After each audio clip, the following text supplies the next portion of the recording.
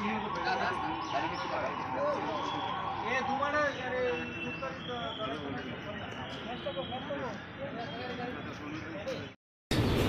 Double বানানো আসলো মাত্র একটা বেশি না আধা ঘন্টা লেট করছি। তারপরে তো আয়া দেখছি আমরা ওই ঘরের একটু দরজার পিছের দিকে ওই সিনটেক্স আসলো আর দিকে গেছি একটু পিছনের দরজাটা বন্ধ আসলো তো সামনে তো খোলা ওই তো আগে পর্দা দিয়ে দেখছি তো আমি মনে করছি একটু বাইরে তো বলছিল এদিকে মানে দাঁড়িয়ে রয়েছি টেবিল করে এরকম দেখছি তো আমি আবার মানে একটু মাথাটার ভিতর ঢুকে দেখছি অবস্থা দেখছি ঘুরে গেছি মাও গেছি আমার লোক লোকে। কি কারণে এরকম করছে?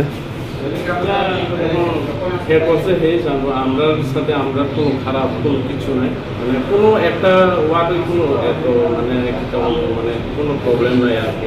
আমরা পরীক্ষা নিয়ে কোনো সমস্যা আছিল? পরীক্ষার সমস্যা বলতে ওই তো টাইমের যে ইচ্ছা ছিল একটু একটা সাবজেক্টের টাইমের মার্ক কম আছে প্লাস একটু ফিজিক্যাল বাকি সব কিছু ঠিক আছে।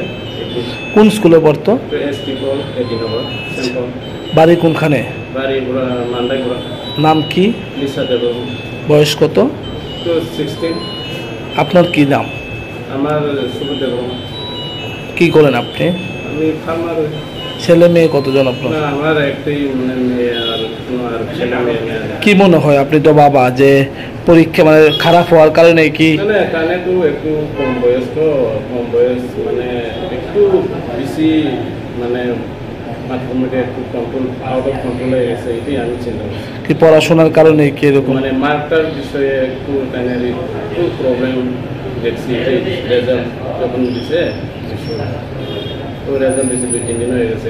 আমরা তো আর কালকেও আমরা ওই খেতে টেতে মানে গরু টরু বাঁধতে গেছি ওই সময়টা আর কোনো প্রবলেম হয়েছে।